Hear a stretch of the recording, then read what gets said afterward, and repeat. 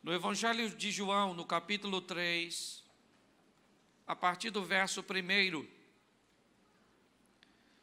João capítulo 3, versículo 1, diz assim a palavra do Senhor.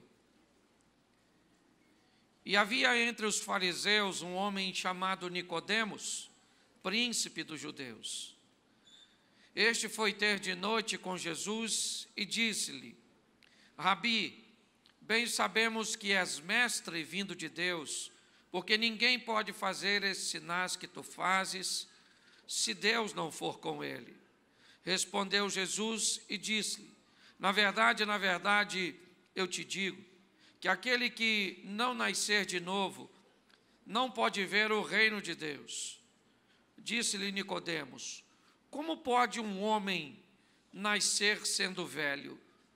Pode, porventura, tornar no ventre de sua mãe e nascer? E Jesus respondeu: na verdade, eu te digo, que aquele que não nascer da água e do Espírito, não pode entrar no reino de Deus. O que é nascido da carne é carne, e o que é nascido do Espírito é Espírito. Não te maravilhes de ter te dito: necessário vos é nascer de novo. O vento sopra onde quer e ouve a sua voz, mas não se sabe de onde vem nem para onde vai. Assim é todo aquele que é nascido do Espírito. Nicodemos respondeu e disse-lhe: como pode ser isso? Respondeu Jesus e disse-lhe: tu és mestre em Israel e não sabe isso? Olhe para mim, pois eu quero conversar com você durante alguns minutos. Mas é importante nós entendermos o que estava acontecendo no ambiente onde Nicodemos frequentava. Nicodemos era um dos príncipes dos fariseus. Era um estudioso. Era um homem extremamente respeitado em meio à sua comunidade. Mas Nicodemos, ele começa a lidar com algumas situações. A primeira é o que as pessoas estão falando de Jesus. No ambiente que Nicodemos frequenta, estão dizendo que Jesus é um comilão, que ele é um beberrão. No ambiente em que Nicodemos está frequentando, dizem que Jesus tem poder oriundo ou com origem no inferno. Ou seja, a fama de Jesus no ambiente que Nicodemos costuma frequentar, o que falam de Jesus não é muito bom. E Nicodemos começa a ouvir aquela fama negativa de Jesus. Aquela fama que coloca Jesus como um charlatão, que coloca Jesus, ou que procura descredenciá-lo, né, da função que ele veio desempenhar. Ou seja, o que chega aos ouvidos de Nicodemos são informações extremamente negativas a respeito de Jesus. É isso que ele está ouvindo. Mas Nicodemos também tem tido a oportunidade de ouvir o que está acontecendo fora do meio que ele frequenta. Nicodemos também é capaz de notar que existem testemunhos de milagres, que Jesus está fazendo coisas, que ele tem em suas mãos um poder que começa a atrair a atenção de Nicodemos. Nós vemos um homem em meio a uma encruzilhada. De um lado ele ouve o que seus amigos da sinagoga e as pessoas que não simpatizam com Jesus, ele ouve falar mal de Jesus. Mas ele também consegue ver pessoas com testemunhos de cura, de libertação. Ele consegue ouvir que Jesus, ele tem um discurso, ele tem uma mensagem que tem atraído multidões. Eu quero que você entenda que a situação que nós estamos não é diferente da de Nicodemos.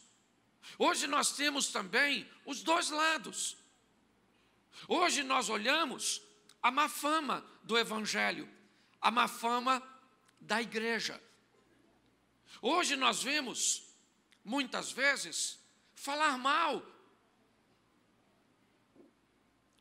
Quando nós olhamos para a igreja hoje, ou seja, aquilo que representa, né, a palavra de Deus e o próprio Deus, nós começamos a ver que as notícias em torno da igreja não são boas.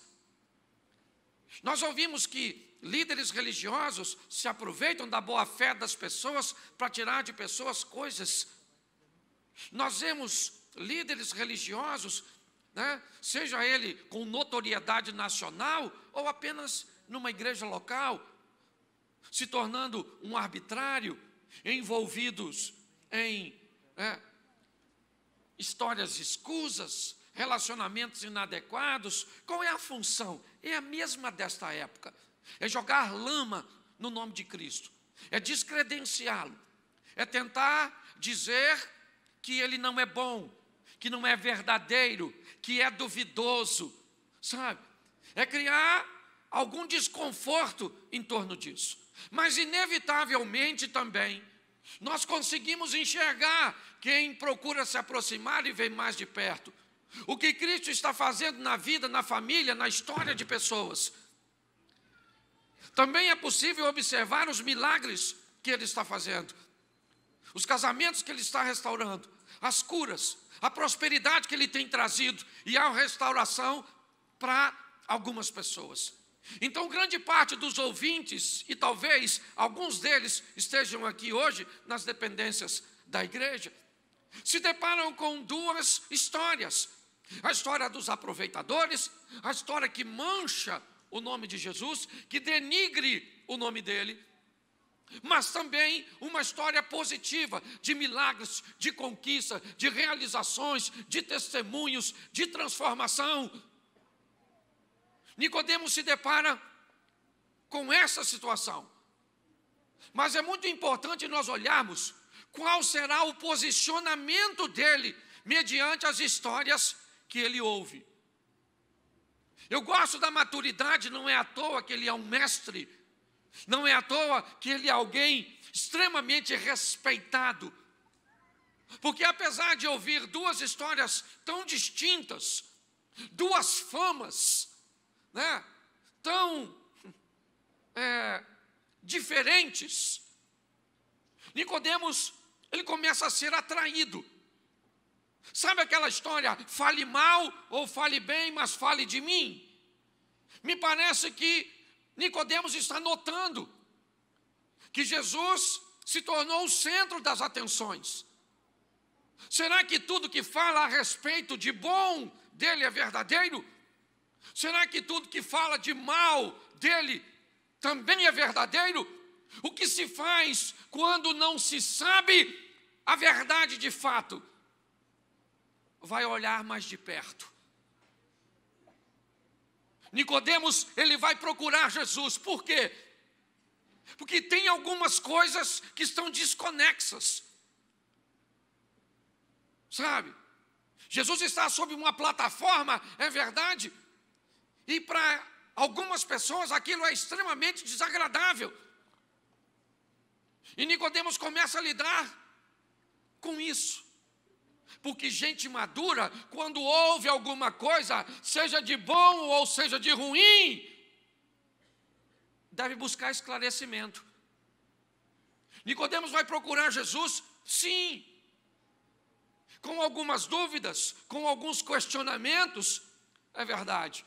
Mas o que ele quer? Ele quer ver Jesus de perto. Ele não quer ficar com a posição de seus correligionários e seus companheiros da sinagoga. Mas também ele não quer ouvir histórias, né, alheias, que formate seu pensamento. Ele quer procurar Jesus. Mas como? Ele é um dos principais da sinagoga. Se descobrirem que ele, como mestre entre os fariseus, procura Jesus, vai ficar feio para ele. Provavelmente, ele vai ser descredenciado no meio da sinagoga. E você pode dizer para mim assim, mas que dane-se. Se é para procurar Jesus, que ele vai lá. Não, não pensa assim não. Porque Nicodemos é tão maduro que ele consegue entender que se tudo aquilo é verdade, o pensamento da sinagoga precisa mudar. O pensamento daquelas pessoas que estão falando mal de Jesus precisa ser revisto. Ele poderia procurar Jesus durante o dia, sim ou não? E isso chegaria na sinagoga e o pessoal nem iria ouvi-lo mais. Ia dizer, Nicodemos se corrompeu. Mas apesar de tudo isso, o que você está querendo dizer, pastor? Eu estou querendo dizer uma coisa. Eu sei que em todos nós, gente, em todos nós, na humanidade inteira, ao longo de todo o tempo, quando Deus criou o homem, Ele colocou uma lacuna que precisa ser preenchida de forma espiritual. Qualquer sociedade, em qualquer tempo que o homem existe, sempre, onde a religião aparentemente nunca chegou, você chegava lá, o cara adorava um rato, o outro um sol, o outro uma cobra, o outro uma vaca, o outro... Por quê? Porque no homem existe um vazio que só pode ser preenchido de forma espiritual. Olha só, isso é magnífico. E quando eu olho para essa situação, o que eu vejo? Eu vejo a nossa história. Por que você está aqui? Ah, pastor, pode falar sério? Eu estou aqui porque eu ouvi falar desse culto de segunda-feira, que dá muita gente, e eu gosto de tumulto, onde tem muita gente, eu gosto de estar presente. Isso. Não, pastor, sabe o que é? Eu escutei no rádio. Não, pastor, um amigo meu falou, eu nem conheço o senhor, mas disseram que o senhor é muito engraçado. Então eu vim. Deixa eu falar uma coisa para você. Eu não sei a desculpa que Deus arrumou para te trazer. Mas eu só sei de uma coisa. Você só está aqui porque Ele resolveu que você viria aqui hoje. A desculpa que Ele te deu, eu não sei. Você pode falar, foi encher a minha paciência. Eu nem queria vir, que eu nem gosto de crente. Sabe? Mas ficaram, vamos lá. Eu vim por causa de um chato. Você pode ter certeza que você está chamando Deus de chato. Porque você só está aqui, por quê? Porque Deus resolveu que hoje te traria neste lugar. Porque você não vai conseguir me convencer que tendo um reino paralelo espiritual e tendo um rei das trevas, que provavelmente fez de tudo para impedir você de chegar aqui, certo? E Deus não deixou, às vezes, você nem perceber. Você falou assim, hoje deu tudo certo para me vir aqui. Porque você não viu o mundo espiritual se movendo a seu favor. Você não viu anjos pelejando, desobstruindo, entrando com providência. E Deus dizendo, eu quero ele hoje lá. Entendeu? É assim, você não está aqui por acaso. Deus está no controle de todas as coisas. Porque todo aquele que invocar o nome do Senhor será salvo. Como, pois, invocarão aquele em quem não creem? E como crerão naqueles de que não ouviram? E como ouvirão, se não há quem pregue? E como pregarão, se não forem enviados? Como está escrito, quão formosos os pés dos que anunciam o evangelho de paz, dos que trazem alegres novas de boas coisas. Mas nem todos têm obedecido ao evangelho, pois Isaías diz, Senhor, quem creu na nossa pregação? De sorte que a fé é pelo ouvir, e ouvir pela palavra de Deus. Romanos capítulo 10, versículo 13 ao 17.